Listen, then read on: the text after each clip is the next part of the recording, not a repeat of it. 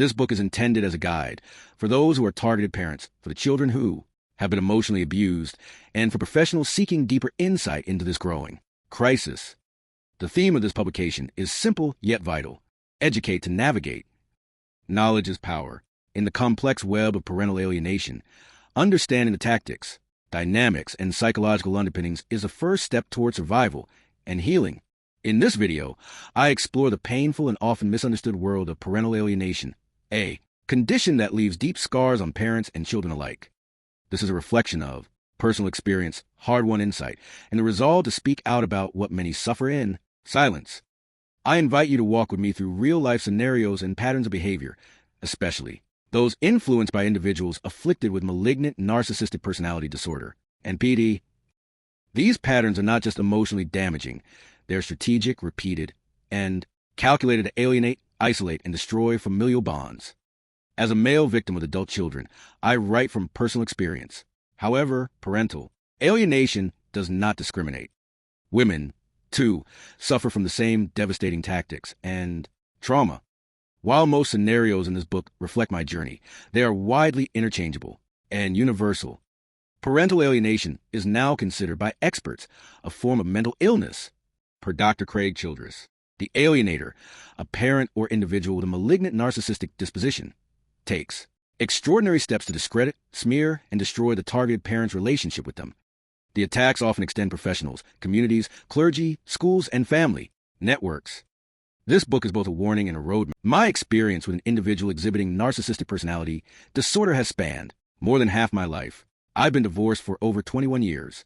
Out of my 3 adult children, all are now alienated. While the journey began even before the legal end of the marriage, this story focuses on the post-divorce phase when alienation took hold in earnest. At the time, I followed what was then considered sound advice. Don't speak badly of the other parent in front of the children. But what I didn't anticipate was a level of smear that would be unleashed against me, vicious. Lies and innuendo aimed at clergy, doctors, teachers, friends, neighbors, and even mutual acquaintances. Most accepted the lies without question. At that point, I faced a brutal choice. Expose the lies early at the risk of traumatizing children too young to understand. Or wait in silence, absorbing the damage and hoping they would eventually uncover the truth as adults. I chose the latter. Looking back, both paths come with a price. Now, as a senior citizen, I face a future without the emotional support of children I once raised with love, care, and unwavering presence. I married late in life, devoted myself to fatherhood, coached sports teams, supported my kids financially and emotionally, and fought for joint custody, a rare outcome in the jurisdiction I was in. My pre-divorce documentation helped me win that battle, but it did not protect me from the war that followed. Why write this book? Not out of revenge, not out of self-pity, but to share the first-hand experience of someone who lived it, who navigated the minefield and survived. This is for other targets, for victims, for legal experts, and for those who simply want to understand what parental alienation truly looks like in practice, not theory. The system has evolved over the past 2 decades. Courts today is more willing to consider patterns of alienation and the psychological profiles of those who perpetuate it. This book serves as both evidence and education to help identify whether a case involves true malignant narcissism or something less insidious. In my experience, malignant narcissism reveals itself through behavior that is chronic, aggressive, and invasive. I wasn't just slandered casually, I was systematically targeted. The alienator interfered in nearly every relationship connected to my children, including teachers and school administrators, doctors, hospitals, and therapists, daycare providers, family, friends, and neighbors. This book will reveal these tactics, step by step. My hope is that it provides both clarity and courage for those still trapped in the storm and for those now trying to. The phrase sleight of mind in this book's title is a deliberate play on the magician's phrase, sleight of hand. Just as a skilled illusionist can manipulate reality, turning a raw egg into a white dove before your eyes, a person with malignant narcissistic personality disorder, NPD, can distort the truth so convincingly that lies appear not only believable, but irrefutable. In cases of parental alienation, the psychological manipulation becomes a dangerous game of mental misdirection, and if you're not aware of the terminology, you're already at a disadvantage.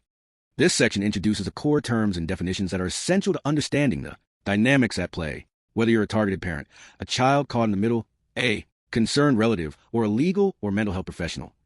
These definitions will help you navigate the emotional and legal complexities of this devastating experience. A term borrowed from The Wizard of Oz. Flying monkeys refer to individuals who are manipulated into doing the narcissist's bidding. These can include friends, family members, or even professionals who, knowingly or unknowingly, act on behalf of the narcissist, spreading misinformation, enforcing control, or simply validating the narcissist's version of events. Key point: flying monkeys are not always malicious. Some are deceived, but their actions often enable the alienator and deepen the harm. In narcissistic abuse, supply refers to the attention, admiration, praise, control, or emotional response that the narcissist constantly seeks from others. This can also extend to financial support, favors, or moral validation. Narcissistic supply is like emotional fuel. Without it, the narcissist feels empty or threatened. The target is individual, often a former spouse or co-parent, who becomes the focus of the narcissist's manipulative campaign. Targets are frequently portrayed as unstable, unloving, or even dangerous, often without evidence. Over time, targets may begin to question their own reality, self-worth, and identity due to repeated emotional abuse and social isolation. Targets often experience shame, anxiety, depression, distrust of others, social and legal marginalization. One of the most confusing and powerful tactics of narcissistic abuse is the role reversal. The narcissist positions themselves as the true victim, claiming they're being mistreated, misunderstood, or abused, when in reality, they are the perpetrator of ongoing emotional and psychological harm. This manipulative tactic often works. Why? Because narcissists are highly skilled at performing victimhood, especially in legal or public settings. Their stories are emotional, compelling, and often completely fabricated or distorted. A true victim of narcissistic abuse is someone who has suffered repeated emotional manipulation, gaslighting, and social interference at the hands of a narcissist. These victims often endure long-term psychological trauma, including doubts about their sanity, loss of self-worth, guilt or shame, confusion and emotional paralysis, fear of speaking out. Narcissistic abuse is a form of emotional and psychological control, often leaving no visible scars, but deeply damaging the victim's sense of reality and identity.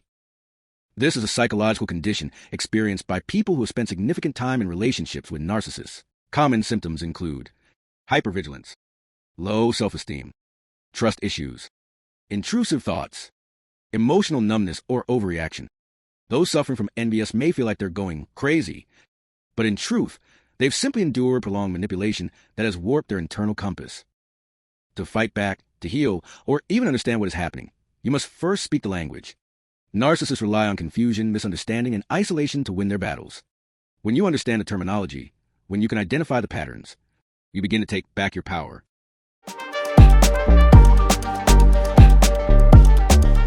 Imagine a parent, let's call him Alex, standing on the porch of what used to be his family home. It's his daughter's 12th birthday. He's holding a carefully chosen gift in one hand and a birthday card in the other, his heart pounding with a mix of hope and sadness. But the door doesn't open. Later, Alex will find out that the gift he mailed weeks ago was lost, that the emails he sent were never seen, that his daughter was told, "Dad forgot about you." He wonders how this could be happening. How could the truth be so easily twisted? How could people, friends, neighbors, even school officials, believe such terrible things about him when none of it is true? The answer is simple: sleight of mind.